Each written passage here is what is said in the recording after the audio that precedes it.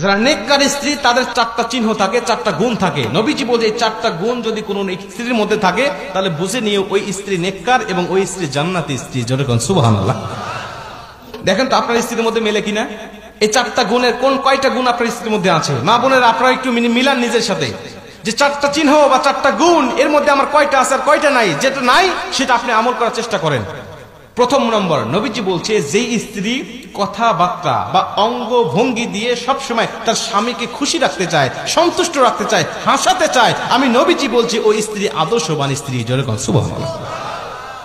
অঙ্গভঙ্গি দিয়ে, হাসি দিয়ে, বিভিন্ন ভাবে কথাবার্তা দিয়ে স্বামীকে হাসি খুশি রাখতে চায়, সন্তুষ্ট রাখতে চায়, নবীজি বলছে ওই স্ত্রী সবচেয়ে আদর্শবান। আপনি মিলান তো আপনার স্ত্রী আপনাকে হাসায় কিনা, আপনাকে সন্তুষ্ট রাখতে চায় কিনা, নাকি সবসময় মুখ গোমরা করে রাখে? যদি হাসাতে চায় বা আপনাকে সন্তুষ্ট রাখতে চায় বুঝে নিয়ে নবীজির ভাষা অনুযায়ী ওই স্ত্রী আদর্শবান। 2 নম্বরে নবীজি বলছে তুমি যখন বাহির থেকে আসবে তখন তোমার স্ত্রী সংসারের কাজগুলোকে সামান্য সময়ের জন্য স্থগিত করে তোমাকে সময় দেয় কিনা।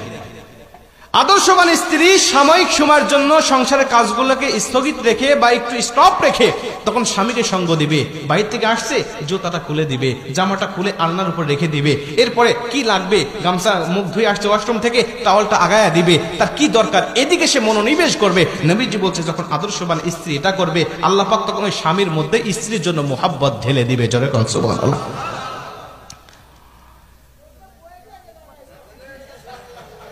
চাচা কি কয়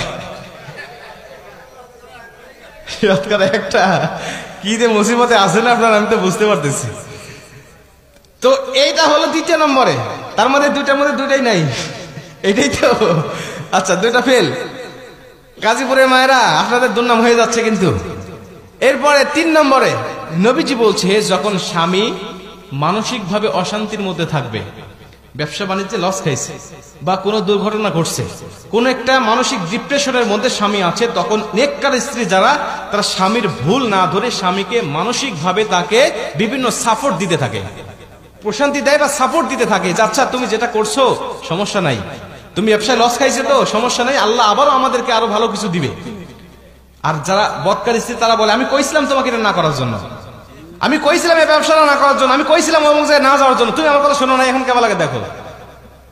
এটা হলো বদকার স্ত্রীর কথা। নেককার স্ত্রীর কথা আচ্ছা তুমি যেটা করেছো এটা তো আল্লাহর তরফ থেকে হয়েছে, আল্লাহ তো বলেছেন ওয়ালা সাউফা ইউতিকা রাব্বুকা ফাতারদা, অচিরেই তোমার রব এমন কিছু দিবে যা দেখে তুমি সন্তুষ্ট হয়ে যাবে, অতএব মন খারাপ করো না, আল্লাহ এর থেকে আমাদের জন্য ভালো কিছু রেখে দিয়েছে। যেরকম সুবহানাল্লাহ।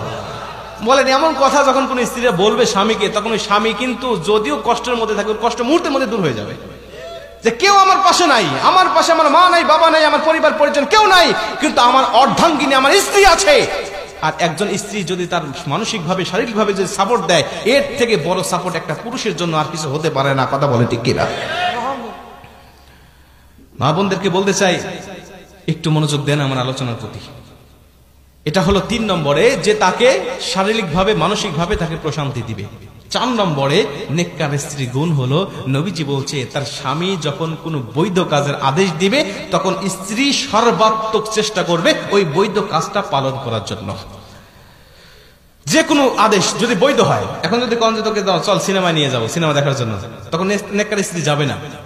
নেককার স্ত্রী যদি আপনার কোনো বন্ধু বান্ধবী আসে আর বলে যে আমার বন্ধু আসছে বাহির থেকে তোমাকে চা দিতে হবে, তাদের সামনে গিয়ে নেককার স্ত্রী বলবে না আমার যাওয়া যাবে না, কারণ এটা শরীয়তের গণ্ডির মধ্যে থেকে আপনি আমাকে আদেশ করেন নাই, আপনি শরীয়তের বাইরে আদেশ করছেন। আর কোন পরপুরুষের সামনে আমার যাওয়া ঠিক হবে না। ঠিক হবে? কোন আদর্শবান পুরুষ কখনো বন্ধু